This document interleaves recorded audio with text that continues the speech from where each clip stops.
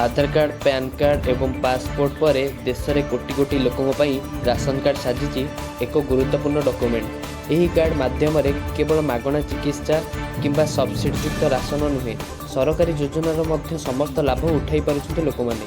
अनेक राशन कार्डधारी अच्छा जो मैंने से राशन कार्ड तालिकार एक नुआ परिवार सदस्य नाम अपडेट करने को चाहती बरम कर व्यस्त हूँ नहीं, कारण एठारे आमे आपन को राशन कार्ड किपरि नुआ नाम ऐड करें से ताहा विषय आमे कहिबु। वर्तमान इंटरनेट जो अनेक कार्य अच्छी जहाँ आमे घरे बसी मोबाइल किंबा लैपटॉप द्वारा ऑनलाइन करें। यह ऑनलाइन एवं ऑफलाइन माध्यम होई परिबो। आपण ऑफलाइन माध्यम करने को चाहूले स्थानीय खाद्य जोगाण विभाग को जातु।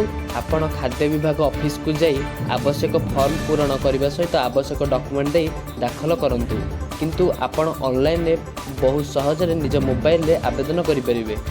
आसतु जाणीनवा केते गुडी स्टेप गुड़िक। सर्वप्रथम आपण राज्य खाद्य जोगाण विभाग वेबसाइट को जातु।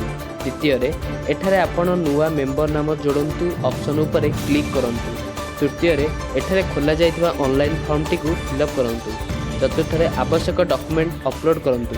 पंचम स्टेप आपण राज्य अनुसार आवेदन शुल्क दियंतु एवं शेष स्टेप गुड़िक होची वर्तमान अंतिम आवेदन फॉर्म दाखल करंतु।